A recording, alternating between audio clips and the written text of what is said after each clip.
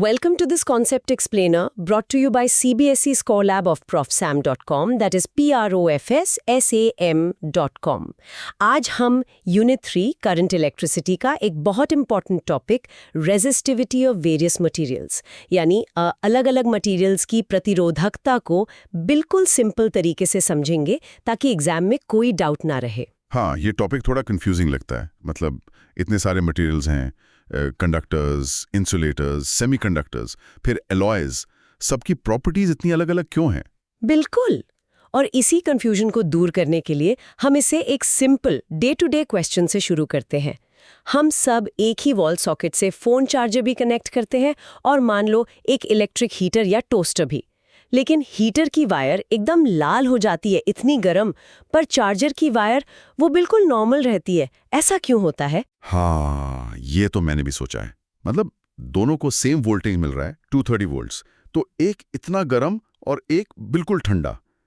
इसका मतलब उनके अंदर जो मटेरियल है वो करंट के साथ बिल्कुल अलग तरह से बिहेव कर रहा है। एग्जैक्टली। और एक और सरप्राइजिंग एग्जाम्पल देती हूँ जो इस आइडिया के एकदम कोर तक जाता है। हम सब जानते हैं कि पेंसिल में जो लीड होती है वो ग्रेफाइट है जो आराम से करंट कंडक्ट करता है, लेकिन वही कार्बन एटम्स जब एक अलग स्ट्रक्चर यानी ग्राफीन में अरेंज होते हैं तो वो suddenly one of the best conductors बन जाते हैं, इनफैक्ट कॉपर से भी बेहतर। Wait, what?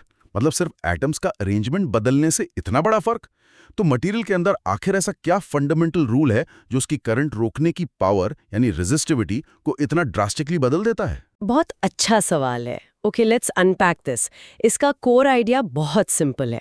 किसी भी मटेरियल की रेजिस्टिविटी यानी उसकी करंट को रोकने की जो अपनी ताकत है वो सिर्फ दो चीज़ों पर डिपेंड करती है। पहला, उसके अंदर करंट ले जाने के लिए कितने आज़ाद लोग मतलब फ्री चार्ज कैरियर्स मौजूद हैं, जिसे हम साइंस में N कहते हैं। और दूसरा, वो लोग कितनी आसानी से बिना एक दूसरे से टकराए आगे बढ़ पाते हैं। इस टकराव से रिलेटेड है रिलैक्सेशन टाइम, जिसे हम टाउ कहते हैं। अच्छा, फ्री चार्ज कैरियर्स मतलब मेटल्स में फ्री इलेक्ट्रॉन्स, राइट? मेटल्स में, हाँ, फ्री इलेक्ट्रॉन्स। इसको समझने के लिए एक सिंपल सी एनालॉजी लेते हैं स्टेडियम इवैक्यूएशन की। मान लो 3 अलग-अलग स्टेडियम्स हैं। एक बहुत मॉडर्न स्टेडियम है जिसमें से बाहर निकलने के लिए 100 एग्जिट गेट्स हैं। ये है हमारा कॉपर, एक एक्सीलेंट कंडक्टर। ओके, 100 एग्जिट्स वाला स्टेडियम इज कॉपर। दूसरा स्टेडियम थोड़ा पुराना है, उसमें सिर्फ 10 एग्जिट गेट्स हैं। ये है हमारा नाइक्रोम, जो आमतौर पर हीटिंग एलिमेंट्स में यूज होता है। और तीसरा स्टेडियम वो एक तरह से बंद है, कोई एग्जिट गेट है ही नहीं। ये है हमारा इंसुलेटर, जैसे रबर या ग्लास। ठीक है, अजीब सा स्टेडियम है जिसका कोई एग्जिट ही नहीं है। तो अगर स्टेडियम के अंदर जो लोग हैं वो फ्री इलेक्ट्रॉन्स हैं और एग्जिट गेट्स उनका बाहर निकलने का रास्ता यानी N, तो फिर इस एनालॉजी में टाउ रिलैक्सेशन टाइम क्या होगा?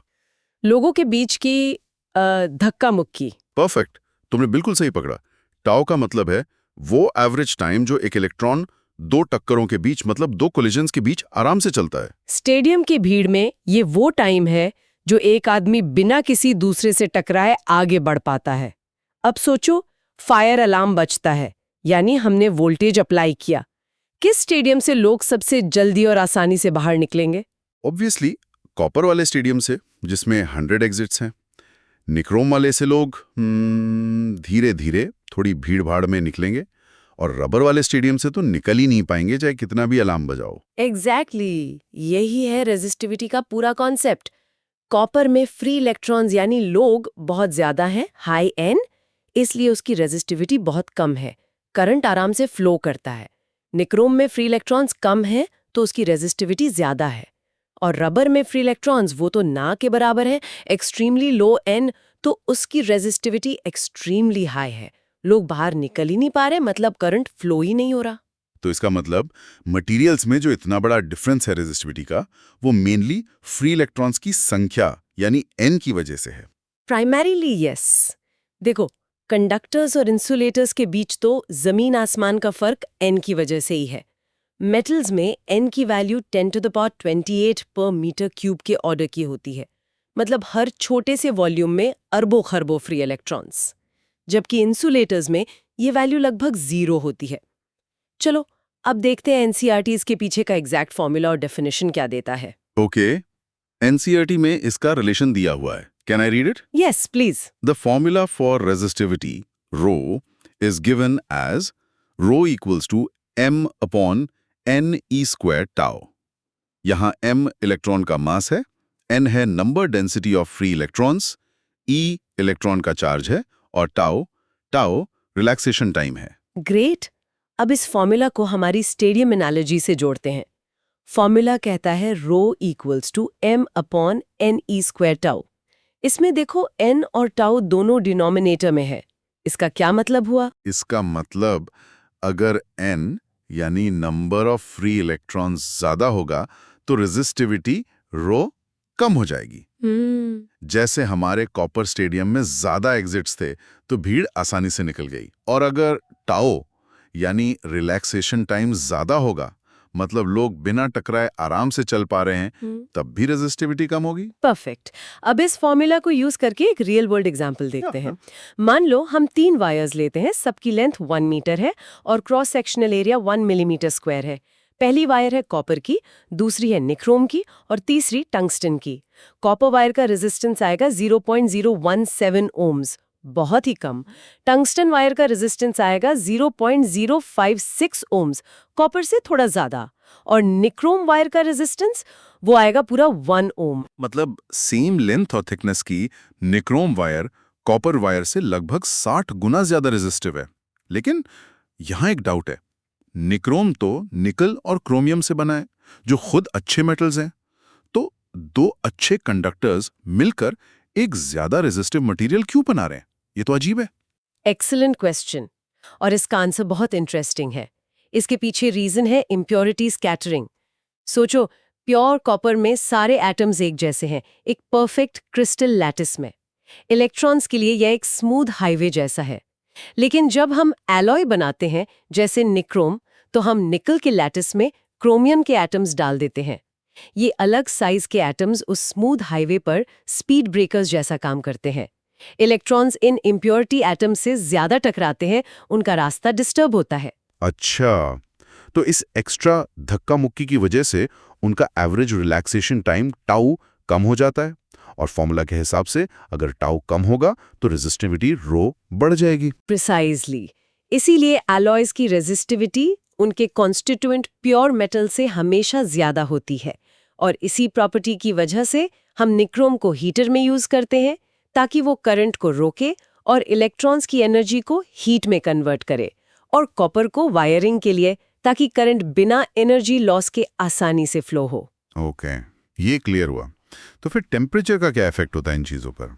हमने हीटर की बात की, जो गर्म होने पर ही तो काम करता है। बहुत इंपॉर्टेंट पॉइंट। टेम्परेचर का इफेक्ट मेटल्स और सेमीकंडक्टर्स पर बिल्कुल उल्टा होता है। पहले मेटल्स की बात करते हैं।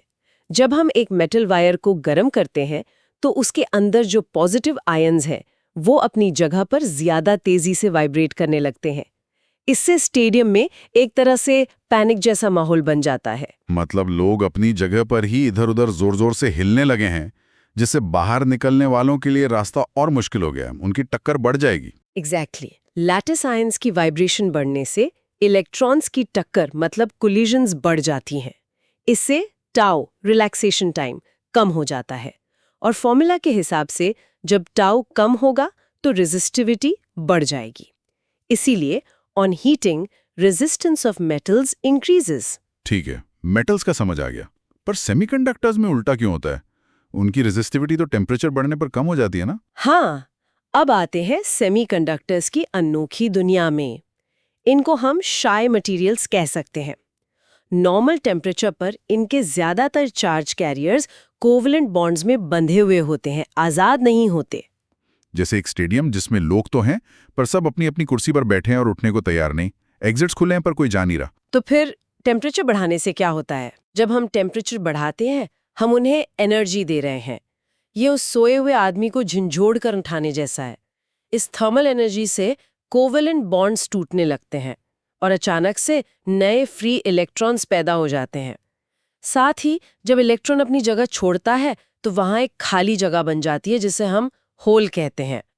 मैंने सुना है कि सेमीकंडक्टर्स में इलेक्ट्रॉन्स के अलावा ये होल्स भी चार्ज कैरी करते हैं, पॉजिटिव चार्ज कैरियर्स की तरह। तो वहां एन की कहानी थोड़ी और कॉम्प्लेक्स हो जाती है ना? बिल्कुल सही पॉइंट, ये बहुत एडवांस्ड ऑब्जर्वेशन है। हाँ, सेमीकंडक्टर्स में करंट इलेक्ट्रॉन्स और होल्स दोनों की वजह से होता है। तो जब टेम्परेचर बढ़ता है तो n यानी number of charge carriers exponentially बढ़ जाता है। भले ही टाउ थोड़ा कम होता है वाइब्रेशंस की वजह से, लेकिन नए कैरियर्स का आना इतना ड्रामेटिक होता है कि वो टाउ के इफेक्ट को कंप्लीटली ओवरपावर कर देता है। इसीलिए ओवरऑल रेजिस्टिविटी तेजी से गिरती है। और यहाँ पर एक बहुत ज़रूरी इंसाइट है। इसका मतलब है कि नेचर ने मटेरियल्स को दो अलग ऑपरेटिंग सिस्टम्स दिए हैं। एक है फिक्स्ड हार्डवेयर वाला सिस्टम, जैसे मेटल्स, जिसमें आप कैरियर्स n बदल नहीं सकते, वो फिक्स्ड है। दूसरा है सॉफ्टवेयर अपग्रेडेबल सिस्टम, यानी सेमीकंडक्टर्स, जहां एक छोटी सी इम्प्योरिटी, डोपिंग डालकर या टेम्परेचर बदलकर आप उसकी पूरी पर्सनालिटी बदल सकते हैं। यही वो आइडिया है जिस पर पूरी मॉडर्न इलेक्ट्रॉनिक्स की इंडस्ट्री, आपके फोन से लेकर सैटेलाइट्स तक टिकी हुई है। वाओ, ये fixed hardware versus software upgradable वाली एनालॉजी तो इसने तो पूरा कॉन्सेप्ट ही क्लियर कर दिया। तो इस टॉपिक में स्टूडेंट्स आमतौर पर क्या गलतियां करते हैं? बहुत अच्छा सवाल। यहाँ कुछ साइलेंट किलर्स हैं जो एग्जाम में मार्क्स कटवा देते हैं। सबसे पहली गलती है ये सोचना कि all metals have the same resistivity. Student सोचते हैं कि सारे मेटल्स अच्छे कंडक्टर्स हैं, तो सबकी रेजिस्टिविटी एक जैसी ही होगी। जबकि अभी हमने एग्जाम्पल में देखा कि कॉपर और टंगस्टन दोनों मेटल हैं, पर उनकी रेजिस्टिविटी अलग है। तो करेक्ट आइडिया ये है कि डिफरेंट मेटल्स हैव डिफरेंट रेजिस्टिविटीज। ऐसा इसलिए क्योंकि उनके N और T थोड़े डिफरेंट होते हैं। बिल्कुल। दूसरी सबसे बड़ी गलती, स्टूडेंट सोचते हैं semiconductors are just semiconducting metals with higher resistivity. उनको लगता है सेमीकंडक्टर कंडक्टर और इंसुलेटर के बीच की कोई चीज है, जैसे कोई कमजोर मेटल। हाँ, ये तो नाम से ऐसा लगता है, सेमीकंडक्टर। पर अभी हमने सॉफ्टवेयर अपग्रेडेबल वाली बात समझी, तो ये फंडामेंटली गलत है। हाँ, मेटल्स में N फिक्स्ड है। सेमीकंडक्टर्स का पूरा खेल ही इनको कंट्रोल करने का है। हम डोपिंग करके उसके अंदर फ्री कैरियर्स की संख्या को लाखों गुना बढ़ा या घटा सकते हैं। यही प्रॉपर्टी उन्हें ट्रांजिस्टर्स और डायोड्स बनाने के लिए इनवैल्यूएबल बनाती है। तो करेक्ट कॉन्सेप्ट है, semiconductors are controlled by doping, metals are not. ये वीक मेटल्स नहीं है, इनकी फिजिक्स ही अलग है। परफेक्ट। और तीसरी मिसकंसेप्शन ये इंसुलेटर्स के बारे में है। Insulators don't conduct because their electrons move slowly. Students सोचते हैं कि इंसुलेटर्स में टाउ बहुत कम होगा, इसलिए रेजिस्टिविटी बहुत ज्यादा है। उन्हें लगता है वहां भीड़ इतनी है कि इलेक्ट्रॉन चल ही नहीं पाता। पर हमने तो डिस्कस किया कि इंसुलेटर्स में प्रॉब्लम टाउ की नहीं, N की है। वहां तो फ्री इलेक्ट्रॉन्स है ही नहीं, वो स्टेडियम जिसका कोई एग्जिट गेट ही नहीं था। You got it. Problem collisions की नहीं, कैरियर्स की कमी की है। इंसुलेटर्स में N की वैल्यू 10 to the power 5 पर मीटर क्यूब से भी कम होती है। मतलब फ्री इलेक्ट्रॉन्स है ही नहीं, तो करंट कैरी करेगा कौन? तो याद रखें, insulators lack free carriers, low N। Right, insulators lack free carriers, low N। Problem speed की नहीं, लोगों की है। परफेक्ट। अब इस पूरे कॉन्सेप्ट को याद रखने के लिए एक सिंपल मेमोरी एंकर फॉर्मूला है, ρ = m/n e²τ। इसको हमेशा याद रखो। और एक जेस्चर, अपने हाथों की उंगलियों को फैलाकर रखो दूर दूर। ये कॉपर है, जहां इलेक्ट्रॉन्स उंगलियां आराम से मूव कर सकती हैं, हाई कंडक्टिविटी। ओके, उंगलियां फैली हुई मतलब कॉपर, यानी लो रेजिस्टिविटी। अब उंगलियों को पास पास ले आओ, थोड़ी भीड़ बढ़ा दो। ये एक एलॉय जैसे निक्रोम को रिप्रेजेंट करता है, थोड़ी ज्यादा रेजिस्टेंस। और अब अपनी मुट्ठी बंद कर लो, ये इंसुलेटर है। इलेक्ट्रॉन्स बिल्कुल बंद हैं, मूव नहीं कर सकते। No conductivity, extremely high resistivity. हाथ फैलाए, पास लाए और मुट्ठी बंद की। Conductor, alloy, insulator. ये अच्छा है, याद रहेगा। तो हमने स्टेडियम एनालॉजी से लेकर सॉफ्टवेयर अपग्रेडेबल मटेरियल्स तक काफी कुछ कवर कर लिया।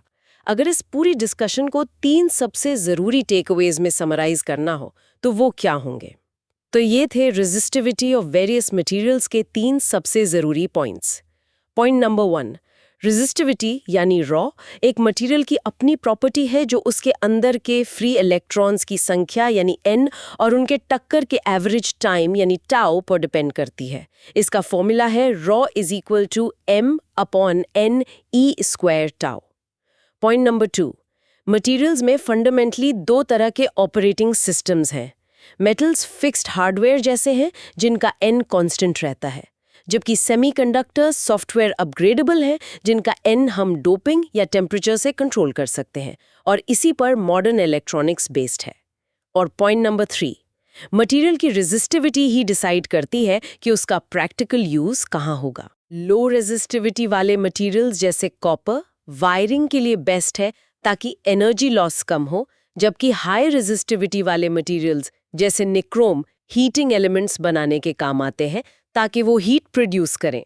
12th CBSE फिजिक्स, केमिस्ट्री और मैथ्स में मैक्सिमम मार्क्स लाने के लिए profsam.com पर जरूर विजिट करें। That is PROF SAM, right? Yes, PROSAM.com।